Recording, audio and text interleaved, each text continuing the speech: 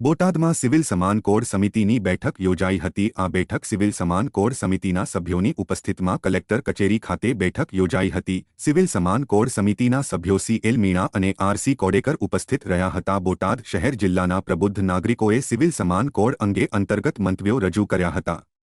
મોટાભાગના પ્રબુદ્ધ નાગરિકો દ્વારા સિવિલ સમાન કોડ લાગુ કરવાના સમર્થનમાં મંતવ્યો રજૂ કર્યા હોવાનું બહાર આવ્યું છે।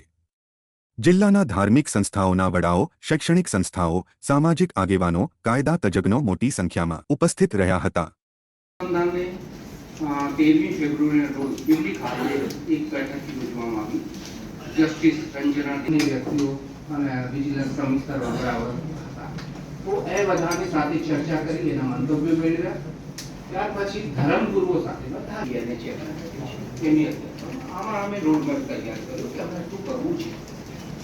તેથી સૌથી પહેલું અગત્યનું પ્રત્યેક અને એમાં એક ફોર્મેટ આમાં તમને મળશે। ફોર્મેટ અત્યારે મોટા ભાગના બધાને આપવામાં આવ્યું છે। આ હું થોડી ચર્ચા કરશું। સીસી યુનિફોર્મ ગુજરાતની સમગ્ર ભારત દેશની અંદર લાગુ પડે જેટલો બધો એક ક્ષણનું નુકસાન રાષ્ટ્ર 50 વર્ષે ભરપાઈ નહીં કરી શકે એટલું બધું થાય છે। हाँ, आज यूनिफॉर्म सिविल कोड एना अमलीकरण माटे थई कायदो बनाववा माटे थईने गुजरात सरकारे जे कमिटी रची छे एणे मंतव्यो माटे थई अने आजे एक बैठक कलेक्टर ऑफिसमां राखी हती। अहींया अमे अमारा मंतव्यो रजू कर्या छे। यूनिफॉर्म सिविल कोड ए आपणा राज्य माटे ज नहीं समग्र देश माटे खूब जरूरी छे, कारण के આપણા દેશની અંદર લગ્નની અંદર, વારસાઈની અંદર અને એ સિવાય બાકીની બીજી બાબતોમાં પણ જે અલગ અલગ પ્રકારની વિવિધ જોગવાઈઓ છે એ જોગવાઈઓના કારણે એમાં ઘણી બધી મુશ્કેલીઓ પડે છે।